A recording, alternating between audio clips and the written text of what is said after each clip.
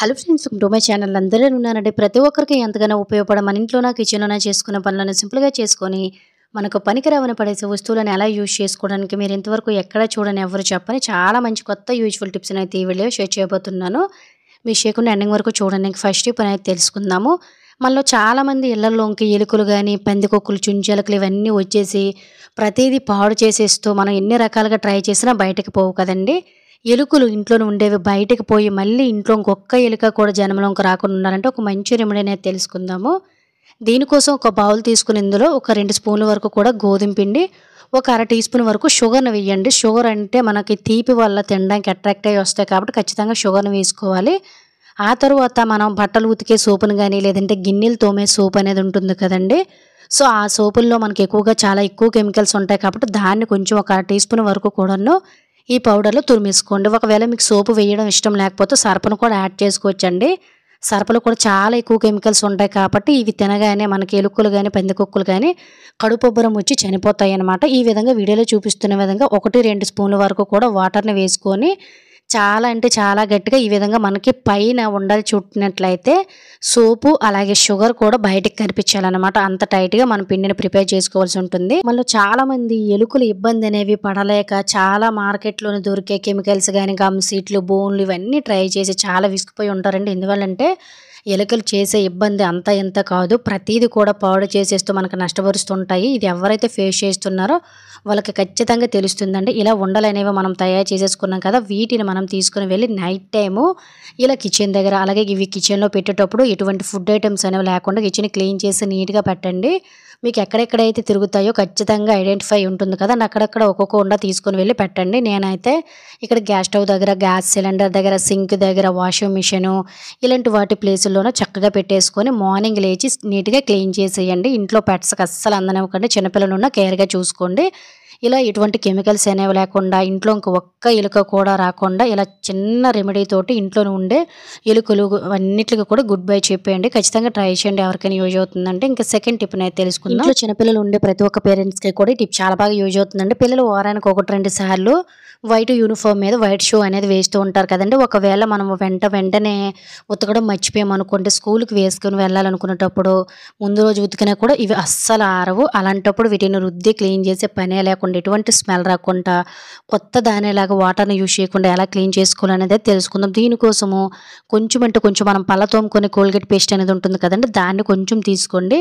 ఆ తర్వాత ఇందులో 1-2 స్పూన్ల వరకు కూడా వెనిగర్ని వేసుకోండి. వెనిగర్ వేయడం వల్ల మనకి బ్యాక్టీరియా ఏదున్నా పోతుందని, ముఖ్యంగా మనకి షూ నుంచి ఏదో రకమైన ముక్కంపులాగా వచ్చేసి చాలా ఇబ్బంది పడుతూ ఉంటాం కదా, అది కూడా రాకుండా చేస్తుంది అనమాట. రెండింటిని కూడా ఈ విధంగా మిక్స్ చేసుకొని ఒక ఓల్డ్ టూత్ బ్రష్ ఏది ఉన్నా లేదంటే పీచ్తో అయినా కూడాను ఇలా పైన మనము చాలా నీట్గా క్లీన్ చేస్తామంటే అస్సలు ఉతికే పనే లేకుండా అప్పటికప్పుడు మనకి ఎండలతో మనకి ఈ టైంలో అయితే అస్సలు 2-3 రోజులు ఎండలో పెడితే కానీ ఒక్కొక్కసారి ఎండ లేక డ్రై అవ్వటం లేదు కదా షూ అనేవి.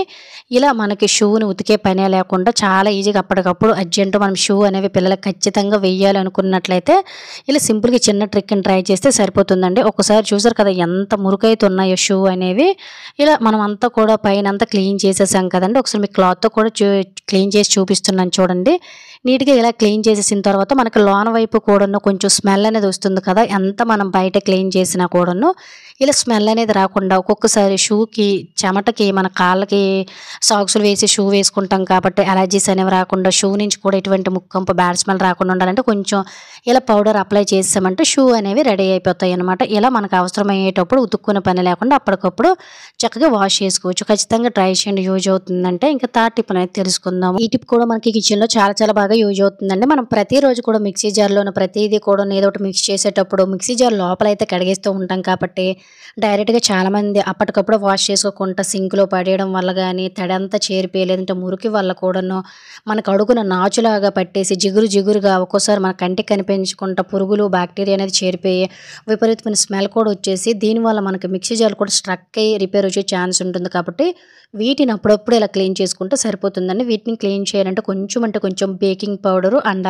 అలాగే కొంచెం వెనిగర్‌ని వేసేసుకొని జస్ట్ ఇలా మనం ఒక పక్కన పెట్టేసుకున్న తర్వాత ఒక ఓల్డ్ బ్రష్ తోటి ఇలా నీట్‌గా క్లీన్ చేసేసామనుకోండి, మనకి మురికి, నాచు, జిడ్డు ఇదంతా కూడా పట్టేస్తుందండి. చాలా చాలా ఎక్కువ మురికొస్తుంది. ఎక్కడి నుంచి వస్తుందో తెలీదు కానీ, ఇలా నీట్‌గా క్లీన్ చేసామనుకోండి మురికి అంతా శుభ్రం అయిపోవడమే కాకుండా మిక్సీ జార్‌లు కూడా ఎప్పటికప్పుడు రిపేర్ అవ్వకుండా, స్ట్రక్ అవ్వకుండా ఉంటాయన్నమాట. ఇలా మనం 15 రోజులకు ఒక్కసారి గానీ, 20 రోజులకు ఒక్కసారి గానీ క్లీన్ చేసేసి ఎండలో ఆరబెట్టుకొని మిక్సీ జార్స్ ఎప్పటికప్పుడు మనం క్లీన్ చేసుకోవాలండి. సింక్‌లో అస్సలు పడేయకూడదు.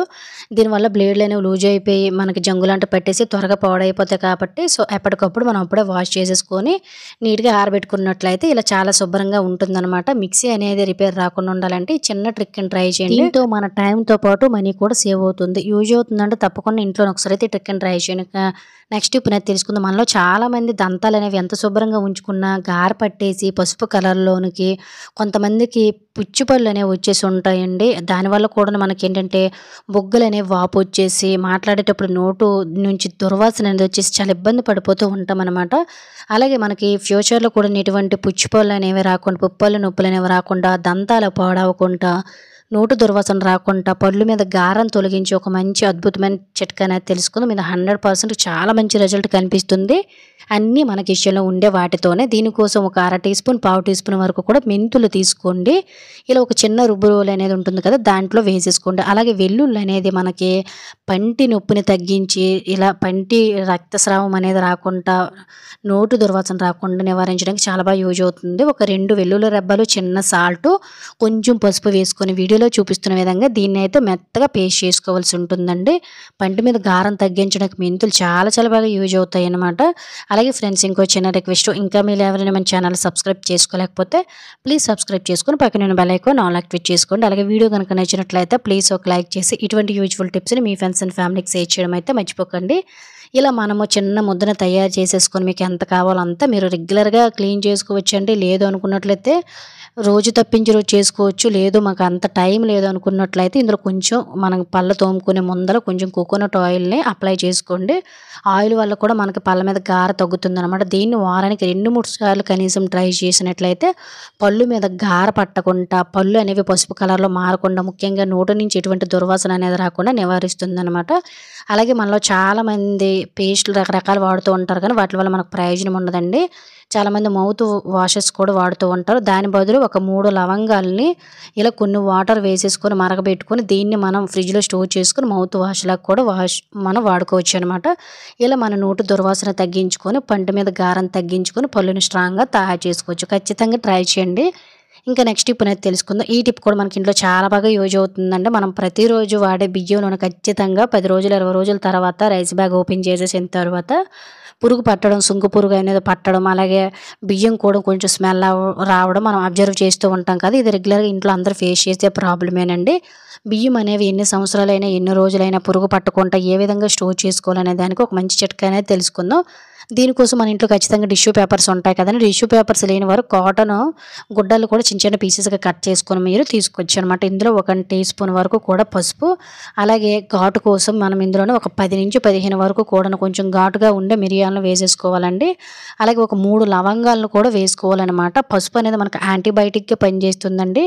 లవంగాల వాసనకు ఎటువంటి పురుగు చేరనివ్వదనమాట. అలాగే చీమలు కూడా పట్టనివ్వకుండా, పురుగు అనేది చేరకుండా మిరియాల ఘాటుకి పురుగులనేవి పట్టకుండా ఉంటాయండి. చాలామందికి వేపాకు అనేది అవైలబుల్‌గా ఉండదు. వేపాకు ఉన్నవారైతే వేపాకు, ఎండుమిర్చిని ఎండబెట్టేసి వేసేసుకోవచ్చు. బట్ అందరికీ అన్ని వేళలా వేపాకు దొరకదు కాబట్టి మనం రైస్ బ్యాగ్ ఓపెన్ చేసి వేసేసుకోవాలండి. వీటిని మీకు ఎన్ని కావాలంటే అన్ని రైస్ క్వాంటిటీని బట్టి చక్కగా 1, 2, 3 లేదా ఇలా వేసేసుకొని అడుగున మనం ఇలా కిందకి పైకి వెళ్ళేటట్టు రైస్‌లోన ఈ ప్యాకెట్స్‌ని గనుక వేసుకున్నట్లయితే బియ్యంకి ఎటువంటి సుంకు పురుగు లాంటివి, చీమలు లాంటివి పట్టకుండా, బియ్యం అనేది స్మెల్ రాకుండా ఎక్కువ రోజులు నిల్వ ఉంటాయి. ఖచ్చితంగా ట్రై చేయండి. మీకే రిజల్ట్ అనేది తెలుస్తుందనమాట. ఇంకా నెక్స్ట్ టిప్ అనేది తెలుసుకుందాం. నార్మల్‌గా మనలో చాలామంది పూజ రూమ్ క్లీన్ చేసేటప్పుడు నార్మల్ తడిగుడ్డతో క్లీన్ చేస్తూ ఉంటారు. అలా కాకుండా మనకి ఈ కార్తీక మాసంలో ఇండ్లంతా కూడాను అలాగే పూజా రూముతో పాటు గుడిలో ఎలా అయితే మనకి పవిత్రమైన వాసనలనేవి వెదజల్లుతాయి, అది కూడా మన ఇంట్లో పూజా రూమ్‌లో వెదజల్లాలంటే ఇంటిని ఇలా క్లీన్ చేస్తే సరిపోతుందండి. 10, 15 రోజులకు ఒకసారి మనం పూజా మందిరాన్ని క్లీన్ చేస్తూ ఉంటాం కదా! దేవుని పటాలతో పాటు. అప్పుడు ఇలా ఒక బౌల్‌లోకి వాటర్‌ని తీసుకొని ఇందులో జవ్వాది పౌడర్, అలాగే మీ దగ్గర ఉంటే ముద్ద కర్పూరం లేదంటే ఆర్త కర్పూరం అనేది ఉంటుంది కదండీ! సో, ఆర్త బిళ్ళలు. సో, వాటిని ఒకటి చిన్న పౌడర్‌లా వేసినట్లయితే మనకి ఈ బూజులవి పడుతూ ఉంటాయి కదండీ! సో, అవి పట్టకుండా పురుగులు రాకుండా ఉంటాయి. ఇందులో క్లాత్‌ని ముంచుకుంటూ పూజా మందిరాన్ని, అలాగే పూజా పటాలను కూడాను క్లీన్ చేసుకున్నట్లయితే 24 అవర్స్ మళ్ళీ 15 రోజుల వరకు కూడాను మన పూజా రూమ్ అంతా కూడాను మంచి సువాసనలు వెదజల్లుతూ ఈ నెల రోజులంతా కూడా మన పూజా రూము గుమగుమలాడిపోతూ ఉంటుందండి. ఇప్పుడు మన పూజా రూమ్ గుమగుమలాడాలంటే సింపుల్‌గా ఇలా క్లీన్ చేసుకుంటే సరిపోతుంది. ఇంకా నెక్స్ట్ టిప్ అనేది తెలుసుకుందాం. ఈ టిప్ కూడా ప్రతి ఒక్క ఆడవారికి చాలా బాగా యూజ్ అవుతుందండి. మనలో చాలామంది నుదుటిన కుంకుమ పెట్టేటప్పుడు గాలి వల్ల మనకేంటంటే ఈ కుంకుమ అనేది చెదిరిపోతూ ఉంటుంది కదండీ! అలాగే మనం బయట కొనే కుంకుమలో కెమికల్స్ ఉంటాయి కాబట్టి కుంకుమ పెట్టే ప్లేస్‌లో చాలామందికి మచ్చలాగా పడిపోయే ఇన్ఫెక్షన్స్ అనేవి వచ్చేస్తూ ఉంటాయి. ఇలా మనకు మచ్చ అనేది రాకుండా కుంకుమ అనేది కూడా ఈవినింగ్ వరకు కూడా మనకు అదే విధంగా నిండుగా కనిపించాలంటే మనం ఏ ప్లేస్‌లో కుంకుమ అనేది పెడతామో ఆ ప్లేస్‌లో కొంచెము వాజిలైన్ గాని లేదంటే మాయిశ్చరైజేషన్ క్రీమ్‌ని కానీ ఇలా రౌండ్‌గా పెట్టుకొని దీని మీద కొంచెం అంటే కొంచెం కుంకాన్ని అప్లై చేశారనుకోండి, చూడండి నేనైతే చెయ్యిని ఎంతగా ఊపి చూపించినా కూడాను మనకి అసలు చెక్కు చెదరదండి. అలాగే మనం ఇందులో మాయిశ్చరైజేషన్ క్రీమ్ అనేది అడుగున పెట్టాం కాబట్టి మనకేంటంటే ఇన్ఫెక్షన్స్ రాకుండా, మచ్చ అనేది రాకుండా కుంకుమ అనేది ఈవినింగ్ వరకు అంటే మనం క్లీన్ చేసినంత వరకు కూడా ఇదే విధంగా నిలబడుతుంది. ఖచ్చితంగా ట్రై చేయండి ఈసారి అయితే బయటకు వెళ్ళేటప్పుడు గట్టును. ఇంకా నెక్స్ట్ టిప్‌నైతే తెలుసుకుందాం. మనం రెగ్యులర్‌గా చపాతీలు అనేవి చేసేటప్పుడు గరుకుగా చపాతీలు కూడా అక్కడక్కడ పెచ్చులు ఊడిపోయి సరిగ్గా షేప్ కూడా రాదు కదా! దీనికి రీజన్ వచ్చేసరికి మనకేంటంటే ఒక్కొక్కసారి కూడాను చపాతీ పీట అనేది సరిగ్గా లేకపోవడం అనమాట.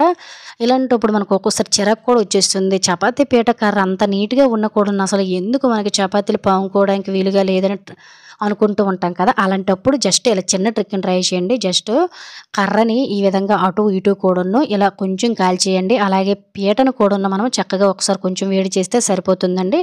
ఇలా కొంచెం వేడి చేసేసిన తరువాత మీరు నార్మల్‌గా పిండి జల్లుకొని చక్కగా చపాతీలైతే చపాతీలకి ఏది కావాలంటే అది మీరు ప్రిపేర్ చేసి చూడండి. నేను అదే పిండితో మళ్ళీ మీకు చూపిస్తున్నాను చూడండి. ఇంతకుముందు మనకి కర్రకి అనేది అస్సలు పిండి అనేది సరిగ్గా రాలేదు. ఇప్పుడైతే మనకి చక్కగా ఏ షేప్‌లో కావాలంటే ఆ షేప్‌లో పాముకొని మనకి ఎక్కడ కూడాను పెచ్చులు ఊడిపోకుండా చపాతీలు అనేవి చేసుకోవచ్చు అనమాట విసుగు లేకుండా. ఒక్కొక్కసారి మనకి ఇలా జరుగుతునేటప్పుడు జస్ట్ కర్రని పీటని జస్ట్ లైట్‌గా వేడి చేస్తే చాలా బాగా వస్తుందనమాట. ఖచ్చితంగా ట్రై చేయండి యూజ్ అవుతుందంటే. అలాగే చపాతీని పీటను కూడాను అప్పుడప్పుడు కొంచెం కాల్చడం వల్ల అందులో మీద ఉండే ఏదైనా బాక్టీరియా లాంటిది ఉన్నా కూడా చనిపోతుందనమాట. సో, చపాతీ అనేది ఇంతకుముందుకి ఇప్పటికి ఎంత నీట్‌గా వచ్చిందో చూసారు కదండీ అతుక్కోకుండా. ఖచ్చితంగా ట్రై చేయండి. ఇంకా నెక్స్ట్ టిప్ అనేది తెలుసుకుందాం. మనలో చాలా మందికి కూడాను పెదాలనేవి మొఖంతో పోల్చుకుంటే చాలా నల్లగా అయిపోయి అసహ్యంగా, కొంతమందికి సీజన్‌లతో సంబంధం లేకుండా ఎంత అసహ్యంగా అయిపోతాయంటే అంత అసహ్యంగా అయిపోతూ ఉంటాయండి. సో, నేను కూడా ఈ ప్రాబ్లమ్ ఫేస్ చేశాను. కొంతమందికి హెల్త్ ప్రాబ్లమ్స్ వల్ల, టీలు, కాఫీలు ఎక్కువగా తాగడం వల్ల, పొల్యూషన్ వల్ల, లేదంటే మనం పెట్టుకునే లిప్‌స్టిక్ వల్ల కూడా మనకి ఏంటంటే పెదవులు అనేవి నల్లగా అయిపోతాయి కదా! ఇలా పెదవులు అనేవి నల్లగా అయిపోకుండా నేచురల్ కలర్‌లోకి రావాలంటే సింపుల్‌గా కొంచెం తేనెలోన కొంచెం పసుపు అండ్ అలాగే కొంచెం తేనెని అప్లై చేసుకొని దీన్ని రోజుకి ఒక్కసారి గాని లేదంటే వారానికి 2, 3 సార్లైనా కూడా మనము పెదవుల పైన చక్కగా దీన్ని పెట్టి రుద్దామనుకోండి మనకి నేచురల్ స్క్రబ్బింగ్‌లా పనిచేస్తుందండి. ట్యాన్‌ని తొలగిస్తుంది. అలాగే పెదవులు అనేవి మాయిశ్చరైజేషన్‌గా పగుళ్ళు రాకుండా చాలా నీట్‌గా ఉంటాయన్నమాట. నేను అప్పుడప్పుడు ఇలా ట్రై చేస్తూ ఉంటానండి. ఇంతకు ముందుతో పోల్చుకుంటే నా పెదవులు అనేవి ఈ చిట్కా ట్రై చేసిన తర్వాత చాలా చేంజ్ వచ్చాయన్నమాట. ఎందువల్లంటే మనకి పంచదార ఒక స్క్రబ్బింగ్ లాగా ఎక్స్ట్రాగా ఉండే డర్టీ స్కిన్ అంతా క్లీన్ చేస్తుందండి. పసుపు వల్ల మనకి మంచి షైనింగ్ లుక్ వస్తుందన్నమాట. అలాగే తేనె వల్ల కూడాను పగిలిన పెదాలనేవి మాయిశ్చరైజేషన్‌గా చేయడానికి కూడా చాలా బాగా యూజ్ అవుతుందండి. ఇలా మీరు రోజుకి ఒక్కసారి గాని వారానికి 2, 3 సార్లు మీరు టైం బట్టి చేసుకొని ఇలా ఒక క్లాత్‌తో నీట్‌గా తుడుచుకున్నట్లయితే ఎటువంటి లిప్‌స్టిక్స్ అనేవి అప్లై చేసినా, టీలు, కాఫీలు ఎక్కువ తాగినా కూడా పెదవులు అనేవి నల్లబడిపోకుండా నేచురల్ కలర్‌లోకి మారడం మీరు అబ్జర్వ్ చేస్తారు. రెగ్యులర్‌గా ట్రై చేయండి. మంచి రిజల్ట్ కనిపిస్తుంది. ఇంకా నెక్స్ట్ టిప్ అనేది తెలుసుకుందాం. మనలో చాలామంది ఇన్ని రకాల క్రీములు వాడినా ఫేస్ అనేది డల్‌గా కనిపిస్తుంది కదండీ! అసలు ఎటువంటి క్రీములు గాని ఏవి వాడకుండా ఫేస్ ప్యాక్‌లు యూజ్ చేయకుండా మన స్కిన్ అనేది చాలా స్మూత్‌గా అలాగే కాంతివంతంగా మచ్చలేని ముఖం మెరిసిపోవాలంటే సింపుల్‌గా ఇలా చిన్న రెమెడీని ట్రై చేయండి. ఇది 100 సంవత్సరాలంటే బెస్ట్ రెమెడీ అనమాట. దీనికోసం మనం పాల మీద మీగడ అనేది సేకరిస్తూ ఉంటాం కదండీ! ఇది స్కిన్‌ని చాలా టైట్‌గా చేసి మనకి స్కిన్ మీద మచ్చలు లేకుండా స్కిన్‌ని బ్రైట్‌గా చేయడానికి చాలా బాగా యూజ్ అవుతుందండి. చిన్న పిల్లలు సైతం కూడా దీన్ని యూజ్ చేయొచ్చనమాట. నేనైతే ఒక పావు టీ స్పూన్ వరకు కూడా మీగడని తీసుకున్నానండి, పాల మీద మీగడ. ఆ తర్వాత ఇందులో చిటికెడు పసుపుని వేశాననమాట. చాలామంది అప్పట్లోనైతే ఫేస్‌కి మీగడ లాంటివి వాడేవారండి. అందుకే వాళ్ళ స్కిన్ అనేది అంత బాగా కనిపిస్తుందనమాట. దీన్ని మీరు రోజుకొకసారి గానీ, 2, 3 రోజులకొకసారి గానీ, వారానికొకసారి గానీ దీన్ని ఫేస్‌కి అప్లై చేసి కడిగి చూడండి. ఫేస్ మీద ఒక్క మచ్చ కూడా ఉండదు. ఇంకా నెక్స్ట్ టిప్ అనేది తెలుసుకుందాం. ఈ టిప్ కూడా మనకు రెగ్యులర్‌గా చాలా బాగా యూజ్ అవుతుందండి. మనం కుక్కర్‌లో పప్పు గానీ, రైస్‌ని కానీ ఉడికించేటప్పుడు మాటికి విజిల్ సరిగ్గా ఉన్నా కూడాను లీక్ అయిపోతే చాలా ఇబ్బంది పడిపోతూ ఉంటాం కదండీ! సో, దీనికి రీజన్ వచ్చేసరికి ఒక్కొక్కసారి మనం విజిల్ పెట్టే దగ్గర అయితే ఏదో ఒకటి స్ట్రక్ అయినా మనకి విజిల్స్ అనేవి సరిగ్గా రావన్నమాట.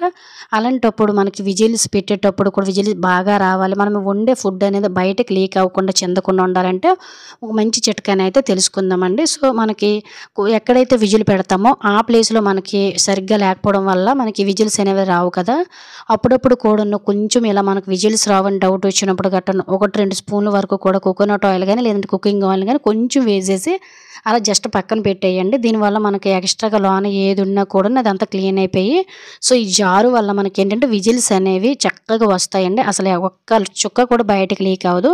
ఈసారి ఎప్పుడైనా కుక్కర్‌లోని ఇంక ఇదే పనిగా చిందేస్తుంది, చిరాకొచ్చేస్తుంది అనుకున్నట్లయితే జస్ట్ కొంచెం వాటర్‌ని వేసి చూడండి. కుక్కర్ నుంచి ఎటువంటి సమస్య రాదు. అలాగే మనం కుక్కర్ గ్యాస్ కట్టర్‌ని కూడా ఎప్పటికప్పుడు చెక్ చేసుకుంటూ వాడుకున్నట్లయితే కుక్కర్ చాలా బాగా పనిచేస్తుందన్నమాట. దీంతో కుక్కర్‌తో వచ్చే సమస్యలన్నిటికి కూడా గుడ్ బై చెప్పేయొచ్చండి. సో, ఇది ఫ్రెండ్స్ ఈరోజు వీడియోలో అయితే టిప్స్ అన్ని మీకు యూజ్ అయ్యాయి అనుకుంటున్నాను. టిప్స్ గనుక యూజ్ అయినట్లయితే please like, share, subscribe my channel. Thank you for watching. By by.